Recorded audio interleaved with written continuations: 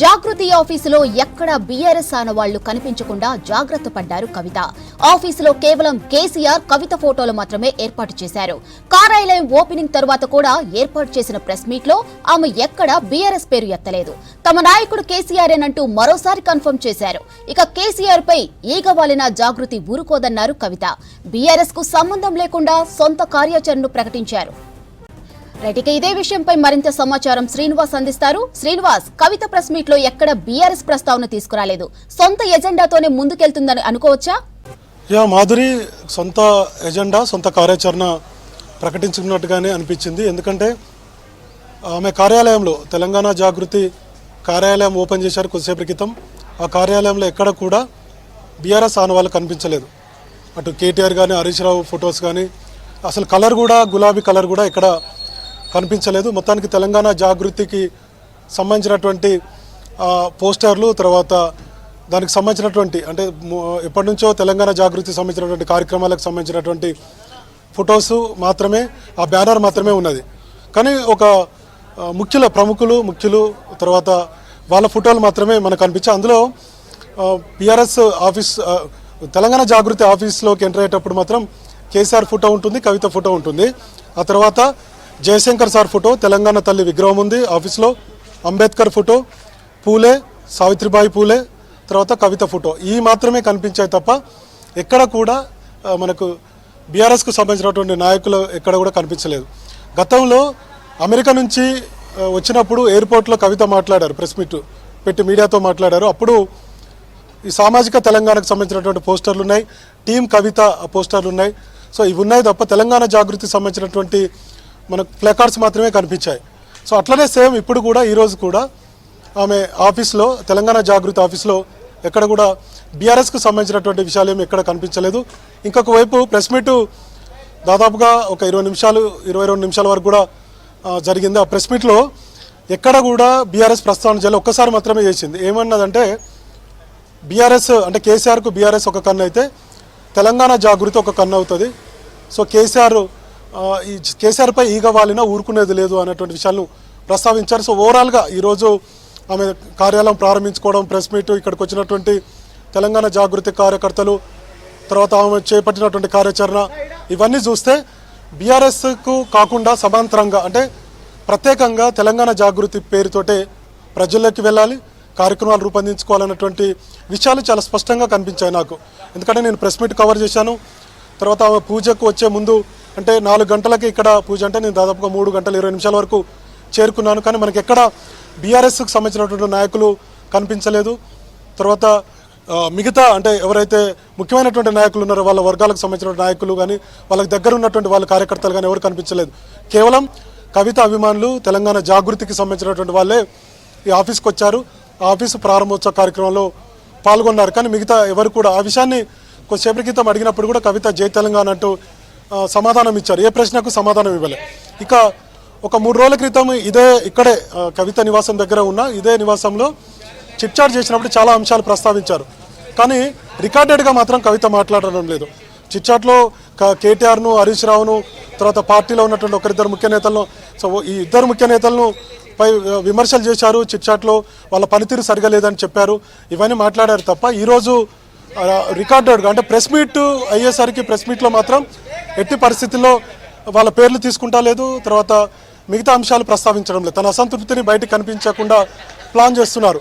నిన్న మంచిర్యాల వెళ్ళారు, మంచిర్యాలలో కూడా ప్రెస్ మీట్లో మాట్లాడారు. అక్కడ కూడా ఎట్లాంటి ప్రస్తావన తీసుకురాలేదు. తన అసంతృప్తిగా ఉన్న విషయం కానీ, లేదంటే చిట్చాట్లో మాట్లాడినటువంటి ఏ అంశాన్ని కానీ, వర్కింగ్ ప్రెసిడెంట్గా కేటీఆర్ ఫెయిల్ అయ్యారనేది అభిప్రాయాన్ని కవిత మన చిట్చాట్లో చెప్పారు. కానీ ఇప్పుడు ఎక్కడ కూడా ఆ విషయాన్ని ప్రస్తావించకుండా చాలా జాగ్రత్తగా ఉంటున్నారు. ఎందుకు ఇట్లా వ్యవహరిస్తున్నారు, ఎందుకు బయటకు మాట్లాడడం లేదు అన్నటువంటి విషయాన్ని కూడా కొద్దిసేపటి క్రితం కవిత ఇంటికి వెళ్ళాం. ఈ పూజా కార్యక్రమాలు ప్రెస్ మీట్ అయిపోయిన తర్వాత వెళ్తే ఆమె ఈ విషయాలు కూడా ప్రస్తావించడం లేదు. సో కొంత బీఆర్ఎస్ను నాయకుల్ని నేనేం దూరం పెట్టలేదు అనేటువంటి విషయాన్ని ప్రస్తావిస్తున్నారు తప్ప, సో ఓవరాల్గా అయితే నేను ఇక్కడ అబ్జర్వ్ చేసింది కానీ, లేదంటే ఇక్కడికి వచ్చినటువంటి నాయకులు వాళ్ళతో మాట్లాడినప్పుడు, అక్కడ చూసినప్పుడు కానీ రెగ్యులర్గా తెలంగాణ జాగృతికి సంబంధించినటువంటి కార్యకర్తలు మాత్రమే కనిపించారు. సో చిట్ చాట్ అంశానికి సేమ్ టైంలో ప్రెస్ మీట్కు కొంత డిఫరెన్స్ అయితే కనపడుతుంది. సో కేటీఆర్, హరీష్ రావు ప్రస్తావన ఎక్కడ కూడా తీసుకురాకుండా కూడా ప్రెస్ మీట్లో మాట్లాడారు. అదే చిట్ చాట్లో మాత్రం ఇద్దరు ప్రస్తావన తీసుకొచ్చారు. గతంలో మనం చూసాం 3-4 అంశాలు మనం ఇక్కడ చెప్పుకోవాలి. మధుర ఒకటి ఏంటంటే తెలంగాణ తల్లి విగ్రహాన్ని మార్చినప్పుడు పెద్ద ఎత్తున ఆందోళన చేయాలి, కానీ బీఆర్ఎస్ వర్కింగ్ ప్రెసిడెంట్గా కేటీఆర్ ఫెయిల్ అయ్యారు, ట్వీట్ మాత్రమే చేసి వదిలేశారు. సో పెద్ద ఎత్తున రాష్ట్ర వ్యాప్తంగా ఆందోళన కార్యక్రమాలు చేపట్టాలి, కాంగ్రెస్ పార్టీ మీద ఒత్తిడి పెంచాల్సి ఉండే, కానీ తెలంగాణ తల్లి విగ్రహాన్ని మార్చినా కానీ కేటీఆర్ సైలెంట్గా ఉన్నారు, హరీష్ రావు సైలెంట్గా ఉన్నారు అన్నటువంటి విషయాన్ని ఆ రోజు చిట్చాట్లో ప్రస్తావించారు. రెండో అంశం, తన లేఖ లీక్ అయింది, దీనికి అంత కారణం ఎవరు అంటే ఇండైరెక్ట్గా కేటీఆర్ పేరున చెప్పారు, పేరు చెప్పలేదు కానీ కేటీఆర్ అన్నట్టుగా చెప్పారు. ఇంకొక అంశం, కేసీఆర్కు నోటీసులు ఇచ్చింది కాళేశ్వరం కమిషన్. సో దీని మీద పెద్ద ఎత్తున ఆందోళన కార్యక్రమాలు చేపట్టాలి.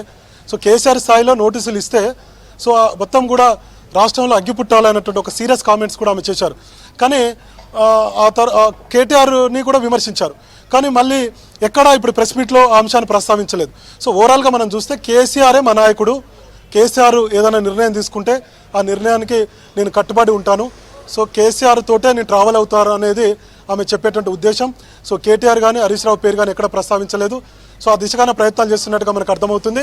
ఇంకొక అంశం, కార్యాచరణ ఇప్పుడు ప్రకటించారు, కేసీఆర్కు నోటీసులు వచ్చాయి కాబట్టి కాళేశ్వరం కమిషన్కు త్వరలో అటెండ్ అవుతారనే అంశాన్ని కూడా ఆమె ఆఫ్ ది రికార్డుగా చెప్పారు.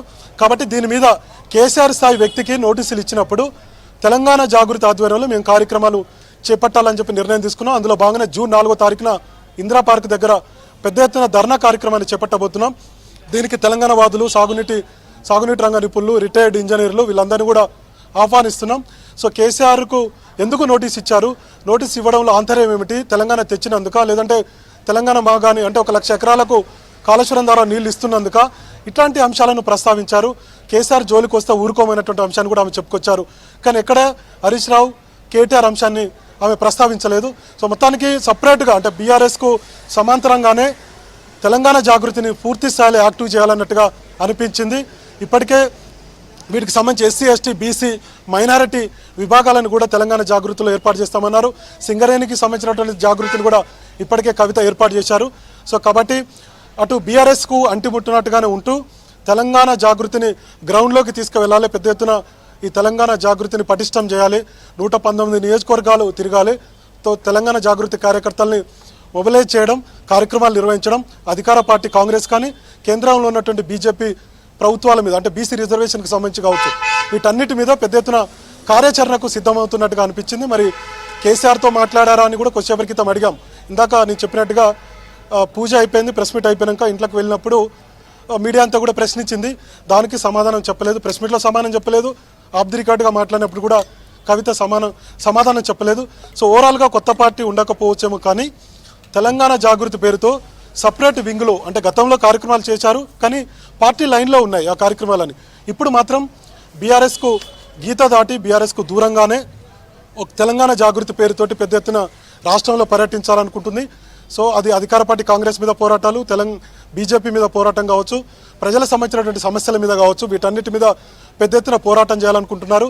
మహిళా సమస్యలను కూడా ప్రస్తావించేటువంటి అవకాశం ఉంది. జాతీయ స్థాయిలో ఒక సెమినార్ను కూడా ఏర్పాటు చేసే అవకాశాలు ఉన్నాయని చెప్తున్నారు. చాలా పెద్ద ఎజెండా ఫిక్స్ చేసుకున్నారు.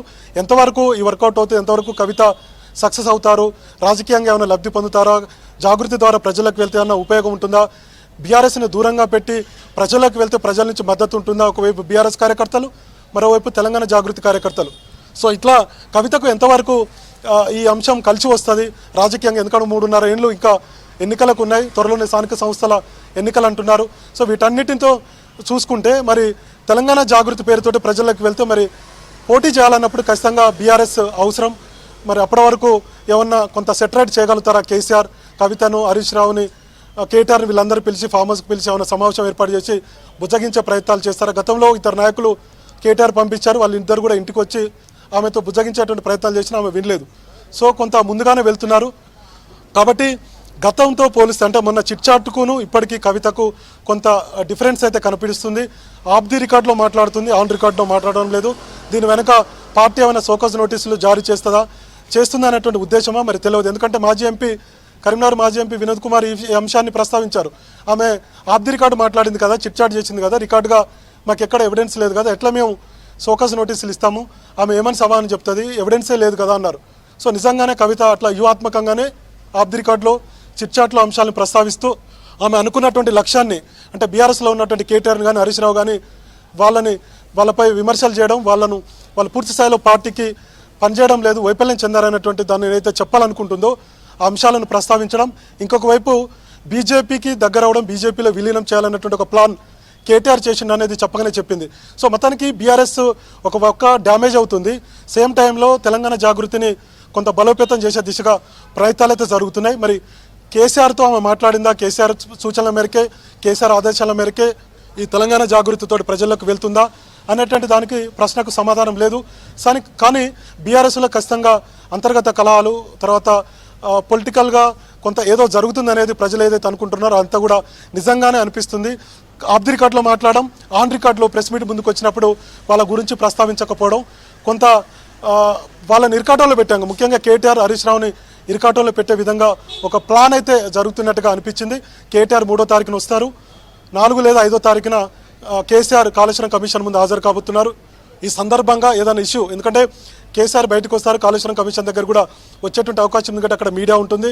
ఆ సందర్భంగా ఆయన ప్రజలకు చెప్పుకోవాలనుకుంటారు. ఎందుకంటే కాళేశ్వరం ప్రాజెక్టు వాళ్ళు అవినీతి జరగలేదు, తర్వాత ఇది ప్రజల కోసం కట్టిన ప్రాజెక్టు అనేటువంటి విషయాలు ఏదైతే బీఆర్ఎస్ చెప్పాలనుకుంటుందో ఆయన మీడియా ముందుకు కూడా రావాల్సి వస్తుంది. ఎందుకంటే ఊరికే వచ్చి కాళేశ్వరం కమిషన్ వచ్చి వాళ్ళకు ఒక రిప్రజెంటేషన్ అంటే తను ఏదైతే చెప్పాలనుకున్నారో అది చెప్పి వెళ్ళిపోతే కుదరదు. ఖచ్చితంగా మీడియాతో మాట్లాడాలి, లేదంటే ఏదైనా ఒక మార్గం ద్వారా ప్రజలకు చెప్పాల్సినటువంటి అవసరం ఉంటుంది. ఎందుకంటే ఒకవైపు కాంగ్రెస్ పార్టీ కూలేశ్వరం ఉంటుంది, 3 ఏళ్లకే కూలిన ప్రాజెక్ట్ ఏదైనా ఉందా అంటే ప్రపంచంలో అది కాళేశ్వరం అంటున్నారు. కాళేశ్వరం నీళ్ళు అసలు తెలంగాణ ప్రజలకు సాగునీటికి రాలేదని విమర్శలు చేస్తున్నారు. 1,00,000 కోట్లు కట్టి వేస్ట్ అయింది అనేటువంటి విషయాన్ని చెప్తున్నారు. రాష్ట్రం దివాలా తీసిందంటే కారణం కాళేశ్వరం అని చెప్పి పెద్ద ఎత్తున రేవంత్ రెడ్డి నుంచి మొదలు పెడితే కింది స్థాయి గ్రామీణ కార్యకర్త వరకు కూడా కాంగ్రెస్ పార్టీ తీవ్ర స్థాయిలో ఆరోపణలు, విమర్శలు చేస్తుంది బీఆర్ఎస్ను. సో బీఆర్ఎస్ ఈ విషయంలో కౌంటర్ ఇవ్వలేకపోతుంది. సో కౌంటర్ ఇచ్చేటువంటి పరిస్థితి లేదు. కాబట్టి ఇప్పుడు కాళేశ్వరం కమిషన్ నోటీసుల ద్వారా కొంత ప్రజలకు చెప్పుకోవాలని కేసీఆర్ అనుకుంటున్నారు. కాబట్టి ఈ సందర్భంగా కేసీఆర్ మీడియా ముందుకు వచ్చేటువంటి అవకాశం ఉండొచ్చు అని అనుకుంటున్నాం. అప్పుడు ఏమైనా ప్రశ్నలు అయితే ఆయన సమాధానం అయితే చెప్పాల్సినటువంటి అవసరం ఉంటుంది. సో మొత్తానికి అటు కవిత అయితే బీఆర్ఎస్ని ఇరకాటంలో పెట్టి తెలంగాణ జాగృతి పేరుతో ప్రజల్లోకి వెళ్ళి బలోపేతం కావాలన్నటువంటి ఆలోచన చేస్తుంది. భవిష్యత్తులో ఎట్లాంటి రాజకీయ పరిణామాలు జరుగుతాయనేది మనం చూడాల్సినటువంటి అవసరం ఉంది. Madhuri, thank you Srinivas.